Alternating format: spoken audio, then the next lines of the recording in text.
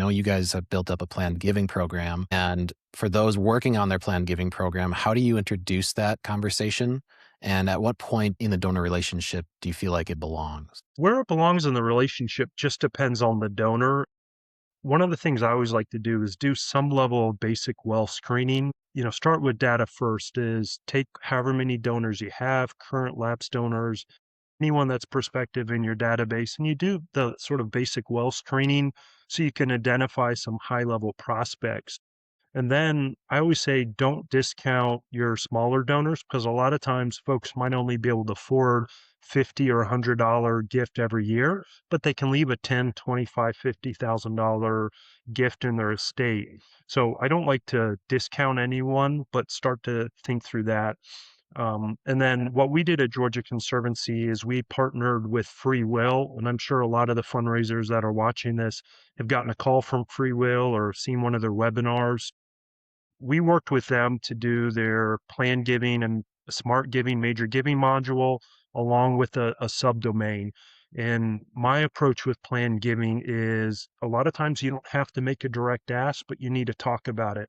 So in our print newsletters we mail out, we include buck slips that talk about thinking about leaving an estate gift or leaving gifts with non-cash assets like stock or IRA or beneficiary on life insurance.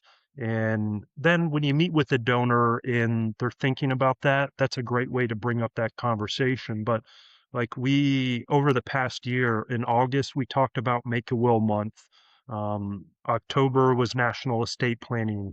In January, February, we did a digital estate planning campaign where people could make a will for free with our partnership with Free Will. In our spring newsletter, we included a buck slip around thinking about leaving a legacy for that next generation. And in the past 9 months, we've added 25 estate commitments that It's the awesome. known amounts are well over $2 million. So plan giving is a great way to start thinking about the long-term financial health of your organization.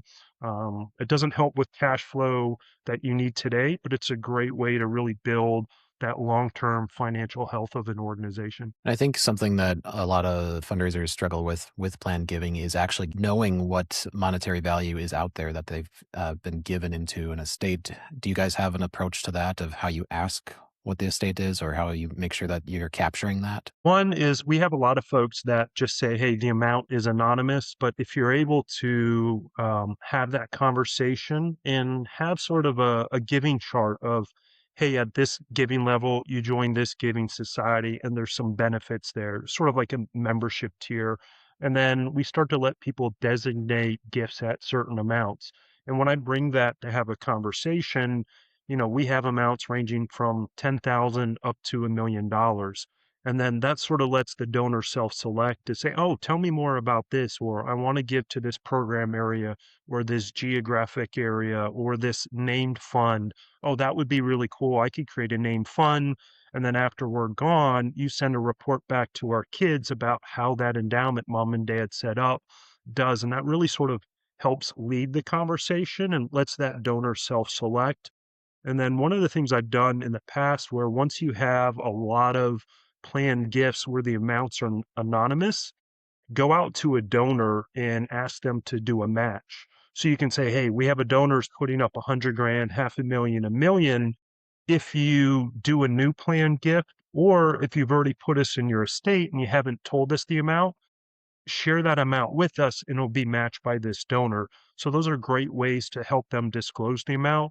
But at the end, I'm really big on donor-centric fundraising. It's all about following the donor's wishes. So if they don't want to disclose it, that's okay. And I also share, hey, you can also just disclose it internally. We'll never talk about that externally. And a lot of times I found that's what most donors are worried about. They don't want people to know they're leaving 25, 50, 100 or more to a nonprofit because they're worried that's going to make people think differently about them or have other nonprofits all of a sudden reach out to them. Some folks do like that name recognition, but I really sort of like to take that donor-centric approach of share the options with the donors, share why it's helpful, to know the amount. And then if they want to only keep it internally, they can. If they want to talk about it externally, there's also benefits to helping as well. So a lot of the time that leadership giving, even as a planned gift, can help inspire other folks to give.